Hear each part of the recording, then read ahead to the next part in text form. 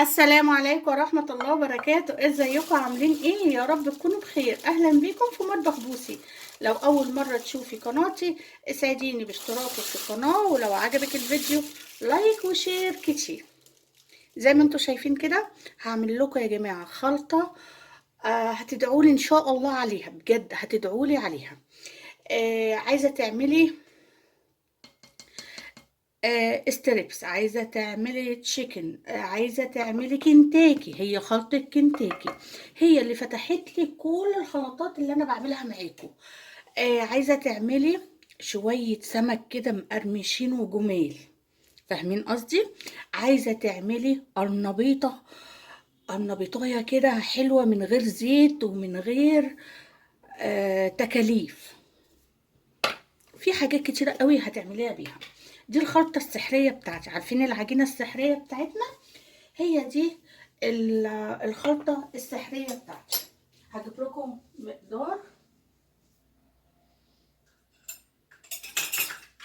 عشان نبقى ماشيين ايه واحدة واحدة. ده كده معيار الكوباية. هنجيب المقدار بتاعنا. دي مقدار الكوباية. انا عملت هنا 2. عايزة تعملي 4 اعملي. انا بقولك المقدار اللي هيطلع معاكي مظبوط قوي. المقدار اللي بعديه على طول اهي هنطلع اللي هو المقدار دوت. هنعمل بيه ايه؟ هنعمل النشا. كده جبنا دقيق. اصلا الدقيق دوت انا بجيبه من العطار عادي خالص، ما فيهوش اي حاجه ولا الضحى ولا اي حاجه. انت اختاري عطار كويس، قولي له انا عايزه دقيق متعدد الاستخدامات، وفي نفس الوقت يكون بتاع مخبوزات. هو العطار عارف، وانا بجيبه وبعمل كل المخبوزات بتاعتي بتبقى كلها ناجحه لدرجه الكحك كمان والله بعمله بيه. آه هبقى اسالكوا على يعني بعمل الكحك حتى بيه. يعني عارفين ابسط الامور ان الكحك لازم ليه دقيق معين وكده. لا والله من العطار وبيبقى ناجح وجميل وزي الفل، والبسكوت وكل حاجه. هنجيب بقى ايه؟ احنا جبنا هنا المقدار كوبايتين. ما عندكيش المعيار، الكوبايه اللي هي ال 200 مللي اللي هي بتاعت المج بتاعت الشاي بتاعتنا 2 ماشي. عليها واحده نشا. ادي كده واحده ايه؟ نشا. خلاص كده، خلاص كده. هنجيب ايه؟ هنجيب اللي هي اللي بعديها، فاهمين قصدي؟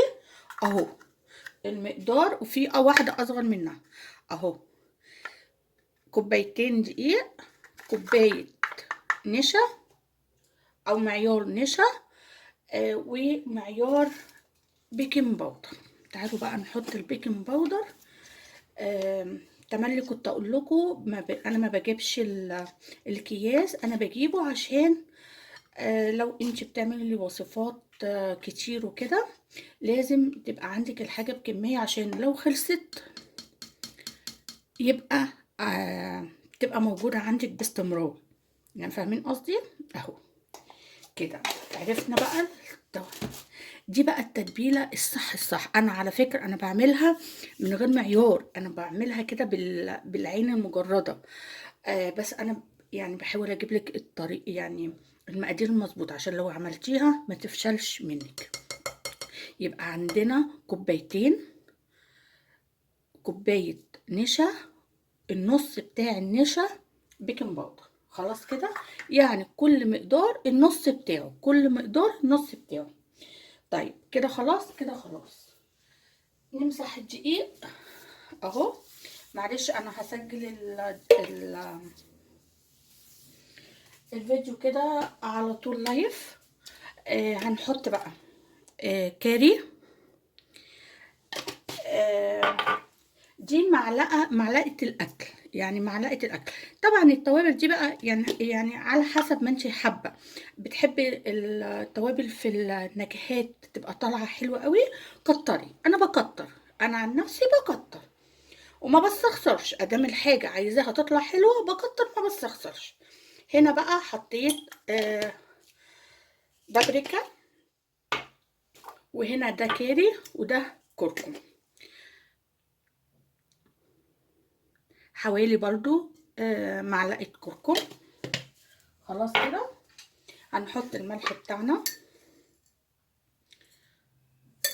كده، حطينا الملح. في ايه بقى تاني؟ عايزه بقى شطه، حطي بقى شطه زي ما انت عايزه. انا بحب الشطه جدا وبتبقى حلوه بجد بالشطه. ماشي.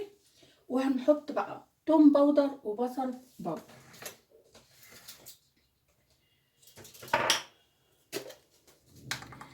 هنحط توم باودر وهنحط البصل البودر. بصوا انا البصل عندي معرفش عمل كده ليه، بصوا حسيت ان هو كتل في قلب البطرمان، هغسله وهجي. وده بصل بودر كل يعني دي كده حوالي معلقه هرميه، يعني اللي مكتره فيه الشطه، البابريكا، الكركم لو انت حباها بقى يعني لونها.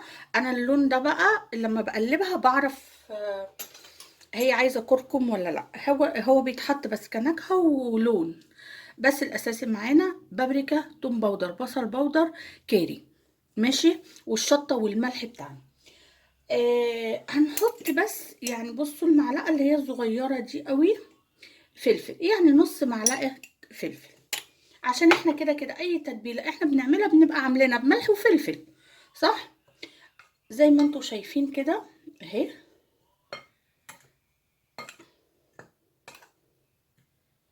هتقلبيها، هي حلوه قوي كده، قوي قوي جميله ولونها جميل جدا. و هنعملها ازاي بقى يا بوسي؟ اهم حاجه نعملها ازاي. خلاص عملنا الخلطه بتاعتنا اهي. هناخد بقى نصها، طبعا انا لما هخلصها هحطها بقى يا في كيس تلاجة عادي يا بطرمان، يعني فاهمين، وبكتب عليها او انت بتبقي معلماها وعارفه. البصل معرفش بيتكتل ليه. نمسح اللي اتدلق مننا عشان انا ببقى متضايقه جدا والحاجه لما بتقع في قلب الكاميرا. طيب خلاص ادام انت مصمم بقى. بصوا هناخد بقى نص المقدار كده اهو.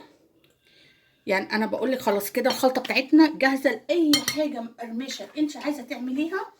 هي دي الخلطه بتاعتنا. بجد انا بعملها على طول وناجحه معايا جدا جدا جدا. ولما بقول لكم ناجحه معايا بجد ناجحه معايا. احنا عملنا النص المقدار اهو زي ما انتم شايفين. النص المقدار دوت هنحط عليه ميه. طبعا انا هعملها معاكم في فيديو تاني يعني، بس انا بقول لكم الخلطه انا عايزاها تبقى موثقه كده. فيديو لوحدها. خلطة كنتاكي يا جماعة، خلطة اي حاجة مقرمشة انت حباها، هي دي الخلطة بتاعتنا. سيبك من التوابل، يعني التوابل دي على قد مقدرتك. يعني لو انت عايزة بقى تخلي النكهة بجد زي يعمل خلطة كنتاكي، هي تبقى لوحدها كده في فيديو. فاهمين قصدي؟ وكل عروسة جديدة او لسه مش عارفة تعمل اي حاجة تبقى تخش تلاقي الفيديو لوحده. الخلطة السحرية بتاعتي بجد، دي الخلطة السحرية بتاعتي، مش كلام انشا ولا اي حاجة.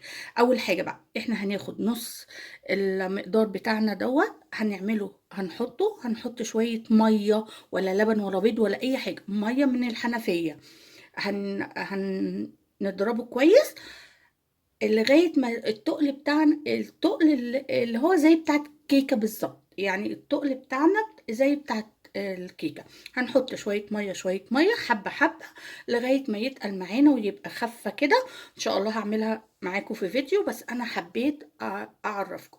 هنحط الخليط بتاعنا كنتاكي، دبابيس، فراخ، ستريبس، اي حاجه انت عايزاها تبقى مقرمشه هنحطها في الخليط بتاعنا. وهنطلع من الخليط على الدقيق. ازاي بقى؟ هقول لكم بقى ان شاء الله في فيديو تاني هنحطها في الدقيق دوت وتطلع معانا كنتاكي ازاي.